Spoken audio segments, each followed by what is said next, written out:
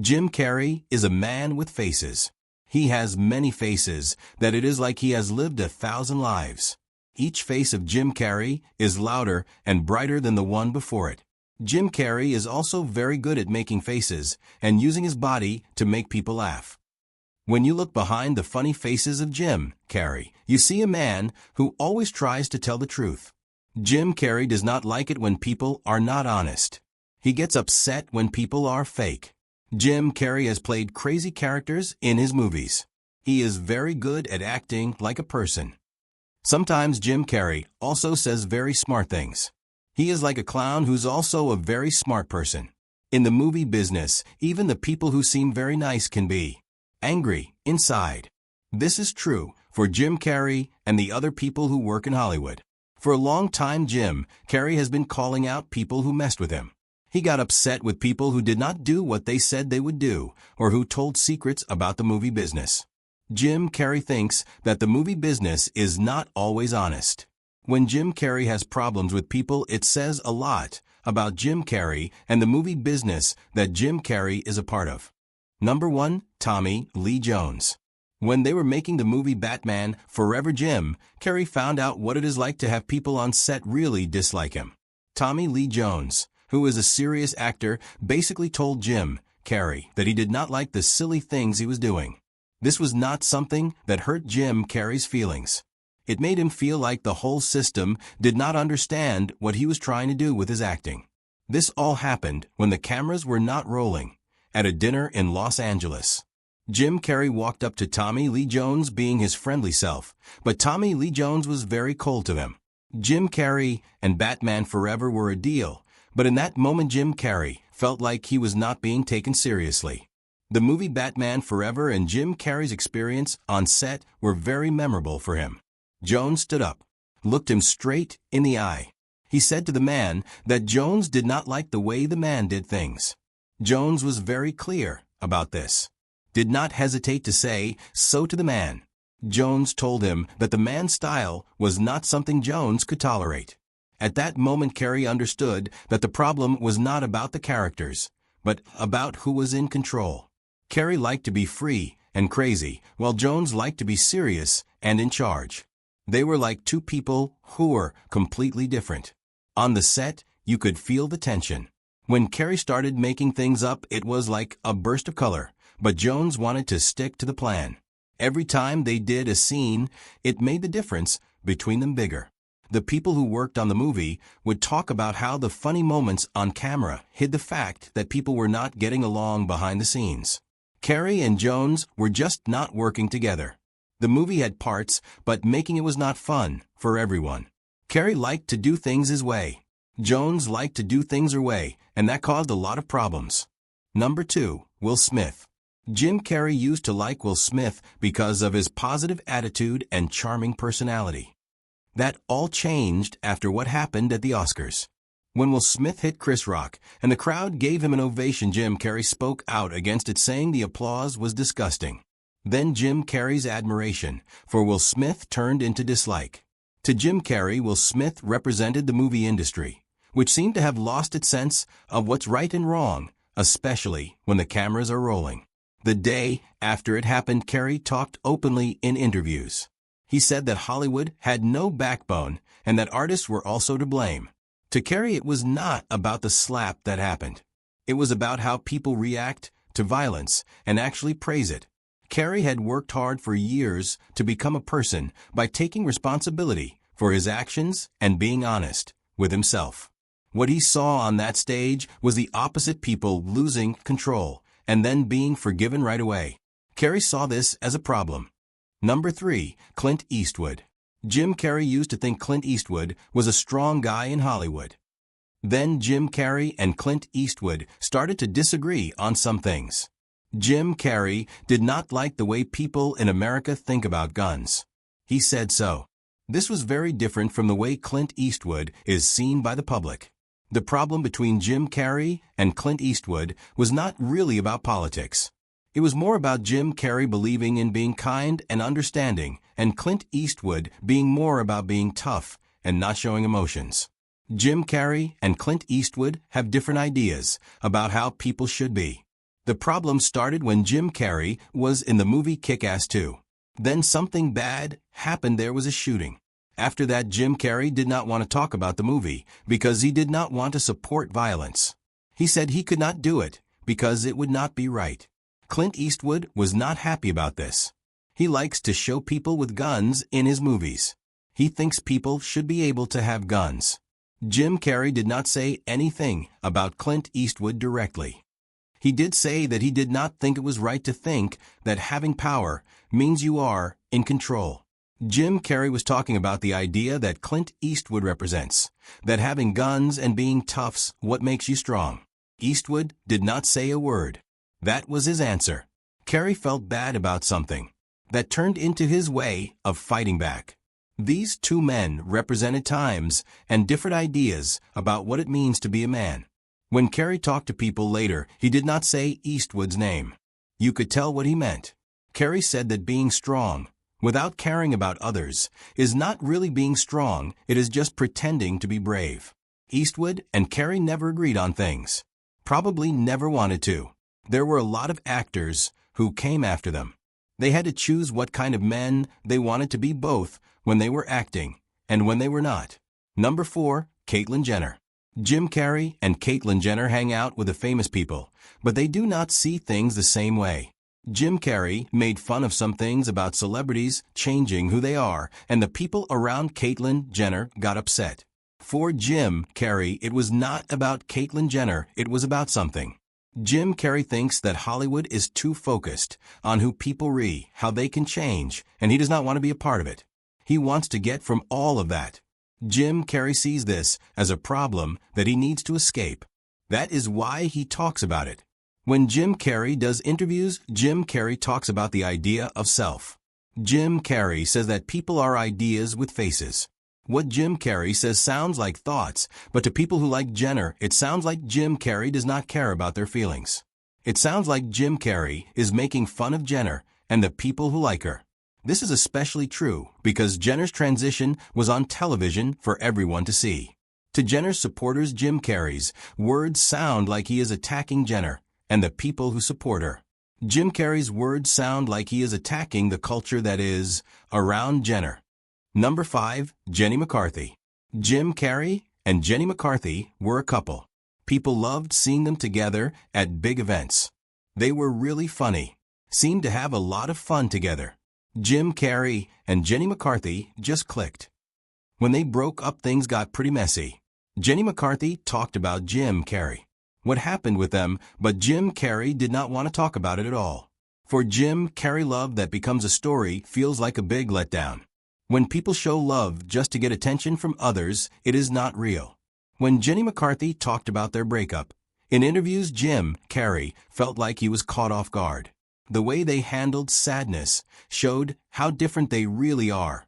Jenny McCarthy talked about her pain openly for everyone to see. Jim Carrey dealt with his pain on his own without saying much about it. Her words were over the news. His decision to step back was a mystery. The newspapers made him out to be a person, but really he was just very tired. He was an artist who was trying to figure out what was real and what was an act in a world where everyone was always watching him. In the end, it was not clear who was bad and who was good. It was two people who learned that being famous makes it hurt a lot more when you are sad than when you are in love. For Jim Carrey, this was the time when he started to not trust the camera, not because of what it showed, because of all the things it could not show. Number 6, Adam Sandler. Jim Carrey thought Adam Sandler was a guy, but deep down there was some tension between them. Jim Carrey saw Adam Sandler as the kind of comedian who played it safe, the kind that movie studios liked. They were not really fighting with each other.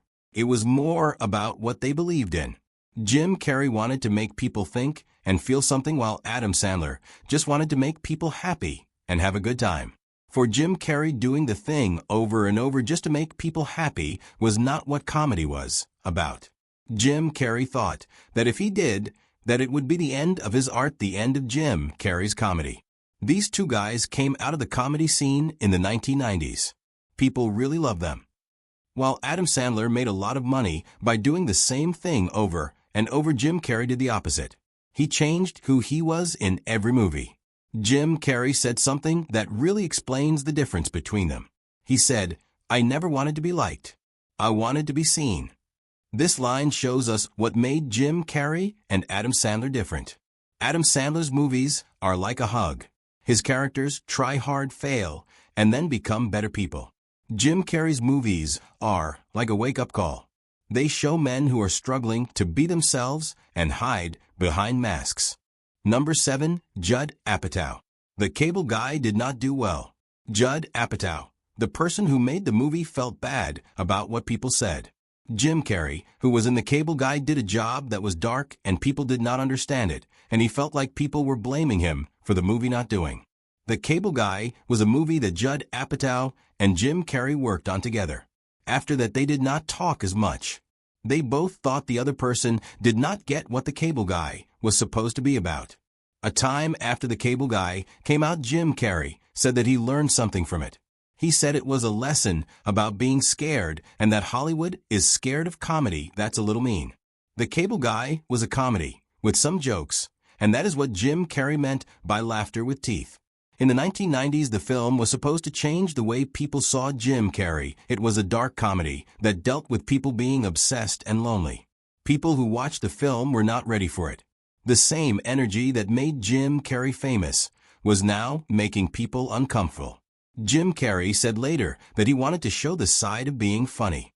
Judd Apatow said things about the film, but he did not work on anything like it again. The people in Hollywood blamed Jim Carrey for the film not doing well. They did not notice the things about the film that made people feel uncomfortable. They did not like the film because it was about the darkness of Jim Carrey's comedy. Number 8. Shia LaBeouf. Jim Carrey thought Shia LaBeouf was really intense. Then Shia LaBeouf made fun of Jim Carrey at an award show with a weird poem about Jim Carrey's past. Jim Carrey did not say much back. He was still hurt. When Jim Carrey looked at Shia LaBeouf, he saw someone who reminded him of himself when he was younger. Shia LaBeouf was wild and unpredictable. This was something Jim Carrey knew very well. The moment was supposed to be like a picture, but it felt like someone was blaming him. LaBeouf said some things about Carrey's life and the bad things that happened to his family, and it was hard to tell if he was just acting or being really mean. Carrey did not get angry. He just spoke softly, made a little joke, but you could tell he was really sad. He said, "I hope LaBeouf does well." Then he said something that really got to the point. Just because you are hurting does not mean you are being deep, or creative pain is not the same as poetry. Pain is just pain, and LaBeouf's words were not poetry. Jim Carrey knew what was going on with Shia LaBeouf. He understood that Shia LaBeouf was going through a time. Jim Carrey had been in the situation before. He was an artist who had a lot of feelings, and he did not know how to express them. Jim Carrey thought that Shia LaBeouf was making the mistakes that he had made. Number 9. Tom Cruise. In the time when Hollywood was about making really big movies, Tom Cruise was like a symbol of something that Jim Carrey did not like or trust. When they met, they were nice to each other. You could tell it was not very comfortable. Jim Carrey would often make jokes about Tom Cruise and the way he acted in public. He seemed to think that Tom Cruise was not being real, that he was just pretending to be away all the time. To Jim Carrey, Tom Cruise was like a person who always wore a face even when the cameras were not rolling. Tom Cruise represented this idea of being on stage, always performing, and that made Jim Carrey feel uneasy about Tom Cruise. Jim Carrey once said that Tom Cruise is the kind of man who could sell you a parachute after you have already landed on the ground. This was not meant to be mean. It was something Jim Carrey wanted to point out. Tom Cruise built his career by being very disciplined and in control of everything. On the hand, Jim Carrey did things differently. He liked to let go and not worry about what people thought of him. Jim Carrey and Tom Cruise have different ideas about how to live life. Their ways of thinking are completely opposite. Jim Carrey and Tom Cruise are two people with different philosophies. Number 10. The old Jim Carrey. Jim Carrey probably did not like his name very much. The Jim Carrey that people saw on television, who danced in front of cameras, tried to be famous, hid his sad feelings behind jokes and laughter. When Jim Carrey talks to people, he says that this person was someone he used to pretend to be. Jim Carrey was never really mad at people. He was mad at the fake Jim Carrey that he helped to create. Jim Carrey said that being famous is like wearing a costume that gets tighter and tighter until you can barely breathe. He said, "I spent years being a product called Jim Carrey. Now, he just wants to get from Jim Carrey." This really surprised people who loved watching him when they were kids. They thought the old Jim Carrey was amazing, a charming guy who could do anything. Deep down, Jim Carrey was really lonely and tired, and he was getting sick of all the attention he was getting. When Jim Carrey stepped away from Hollywood, it was not that he was giving up, it was that Jim Carrey was starting fresh. Jim Carrey was done with the Jim Carrey, so Jim Carrey decided to take a closer look at who Jim Carrey really was. The biggest thing Jim Carrey did to challenge the status quo was not a movie or a role. Rather, Jim Carrey just stopped talking. Now, when Jim Carrey does talk, he talks quietly, like he is not really connected to what's going on, like someone who has seen the truth and decided to leave it all behind. Jim Carrey's story is really not about being angry with people. It is about Jim Carrey waking up and seeing things clearly. Every time Jim Carrey had a problem with someone, like when Tommy Lee Jones did not like him or when Shia LaBeouf made fun of him, Jim Carrey learned something that he could not ignore. Being famous often means being involved in situations, and comedy only works when it is genuine. Jim Carrey's problems with people were not about getting at them, but about seeing himself in them and realizing what kind of person Jim Carrey did not want to be. Jim Carrey did not want to be a person who's full of himself, or someone who is fake, or someone who always pretends to be happy. His path through Hollywood was never a war against others. It was a quiet battle for his own soul. What remains is not bitterness, but peace. A man who dismantled the myth of himself and found something better than fame.